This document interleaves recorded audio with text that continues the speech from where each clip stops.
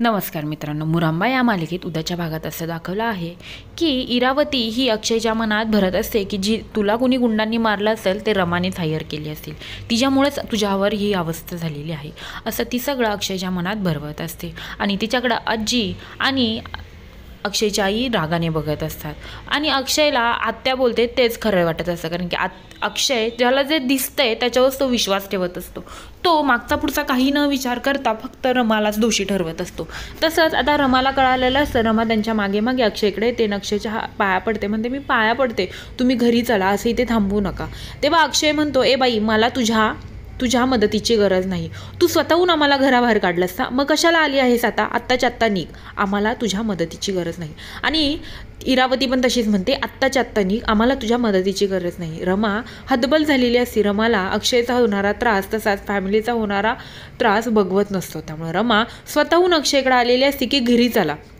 अक्षय तिला काही भाव देत नाही, म्हणतो तू आत्ताच्या आत्ता निघ. रमा तिथून निघून जाते.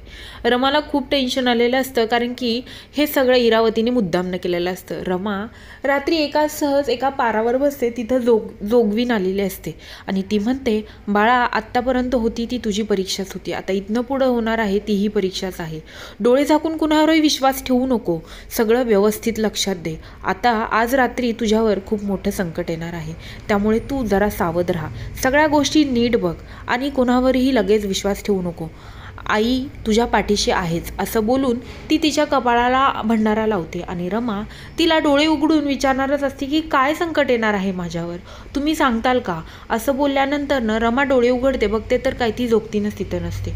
तिला कळतं की हे तिला देवीने सांगितलेलं आहे. आता ती म्हणते, काय असणार आहे माझ्या आयुष्यात आता पुढे, आज रात्री काय घडणार आहे, आता रमाच्या आयुष्यात अजून कुठलं नवीन संकट येणार आहे, तसंच इरावती आता काय नवीन करणार आहे का, ते पाहण्यासाठी विसरू नका मुरांबा. आणि आजच आपल्या चॅनलला सबस्क्राईब करा. धन्यवाद.